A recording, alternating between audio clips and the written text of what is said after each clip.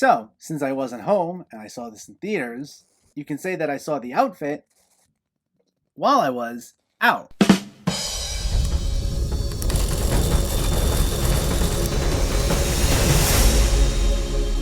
What's going on, everyone? Welcome back to my channel. Today we're talking about a newer theatrical release, The Outfit. Before we begin, let me know in the comments what your thoughts on this movie were, if you already saw it, or if you were planning on seeing it, and make sure to hit that thumbs up button if you like these reviews, as it helps me out immensely by getting my content out there. And if you're new here, I hope you consider hitting that subscribe button so you can stay up to date with reviews of new releases, older films, hidden gems, and so much more on a near daily basis. But let's not waste any more time, and let's talk about The Outfit. This stars Mark Rylance as an expert tailor who must outwit a dangerous group of mobsters in order to survive a fateful night.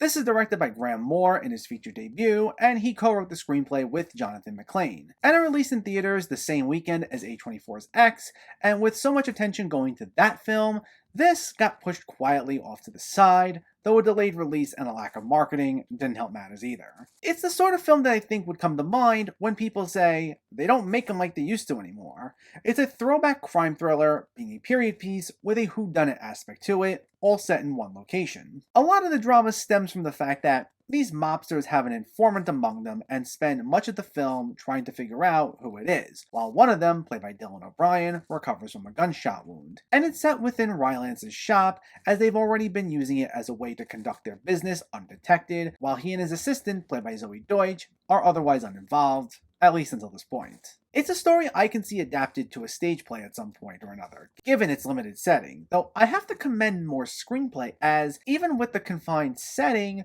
you never once feel like this has any limitations placed on it. It contains a solid mix of dialogue-based tension as well as action-based tension, and it goes back and forth between the two so well that you become totally engrossed in this conflict and completely forget that this all just takes place in one setting, especially as the characters move back and forth between different rooms in the shop. It's a dense screenplay filled with a lot of twists and turns as loyalties are tested and betrayals occur. While I do think there are a few plot points that might not have been totally necessary, especially one all the way at the very end that I don't feel added much, it's still impressive how Moore managed to plant the seeds nicely with each reveal. So in that way, nothing felt like the film was too far-fetched or grasping for straws. And along with that, the film holds up nicely due to its performances. Mark Rylance as the lead is by far the strongest of the bunch.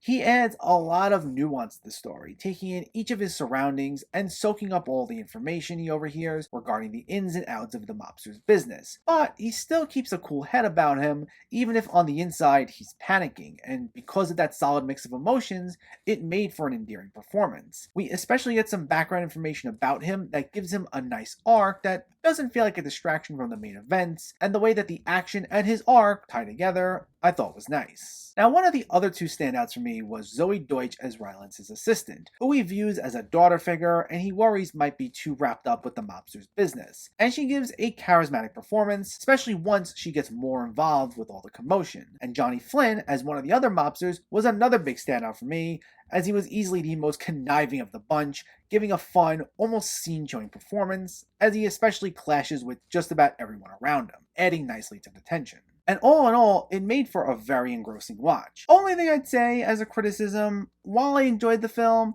I think maybe it would have benefited from a slightly shorter runtime. As I mentioned, while none of the twists felt contrived, there were one or two plot points that I felt weren't entirely necessary and I think dragged things out just a bit longer than needed. Likewise, I think this really doesn't come into its own until about a half hour in or so. I think in Moore's attempts at setting an air of mystery early on, there are a few exchanges where I wasn't quite sure where he was going with things, and it wasn't in a way I'd call inherently intriguing.